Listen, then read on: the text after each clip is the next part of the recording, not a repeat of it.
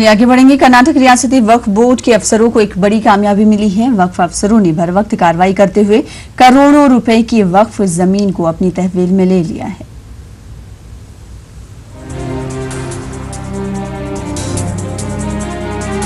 कर्नाटक रियासती वक्फ बोर्ड आमतौर पर तनाज़ात और इख्तलाफात के लिए खबरों में रहा है, लेकिन हाल ही में वक्फ अफसरों ने एक बड़ी कार्रवाई अंजाम दी है। जी हां, रियासत के तारीखी शहर गुलबर्गा के बड़े पुरदेहात में दरगाह हजरत ख्वाजा बंदानवाज की 33 एकड़ अराजी मौजूद है, लेकिन इसका पता न तो मुतवल्लियों को था और न ही मकामी वक्फ इदारों को। बोर्ड के एडमिनिस्ट्रेटर और सीनियर IAS अफसर मोहम्मद मोहसिन की क़यादत में वक्फ बोर्ड के अमले ने कार्रवाई की।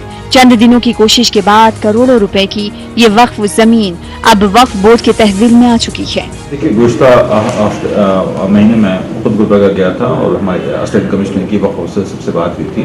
उसके बाद उन्होंने भी काफ़ी सर्वे में काम किया है। तो उसके बाद जो है करीब 33 एकड़ ज़मीन जो है गुलबर्गा में सर्वे नंबर 113, 114, 115, 116 है।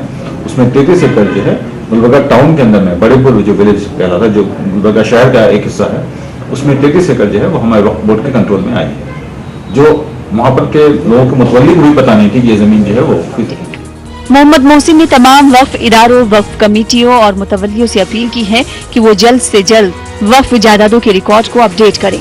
वक्फ बोर्ड ने इस सिलसिले में मुतल्लिका सरकारी महकमों को जरूरी हिदायत भी जारी किए हैं। जो है वक्फ की जो आस्ती है उसको कैसे प्रोटेक्शन करना है, उसका सर्वे करना है, उसको फिर उसका रिकॉर्ड बनाना है, उस काम के लिए हम लोग काफ़ी संजीदा हैं। और मेरी यही दरख्वास्त है जितने मुतवल्ली हैं, जितने वक्फ के ज़िम्मेदार हजरात हैं या डिस्ट्रिक्ट वक्फ एडवाइजरी कमेटी है या हमारे ऑफिशियल्स हैं, कि हर एक ज़िला में जहाँ जहाँ पर उनका काम पेंडिंग है, हम हर एक डिपार्टमेंट से, उन्हीं के डिपार्टमेंट से, चाहे अर्बन डेवलपमेंट डिपार्टमेंट हो चाहे रूरल डेवलपमेंट डिपार्टमेंट, उनको ऑर्डर दे चुके हैं।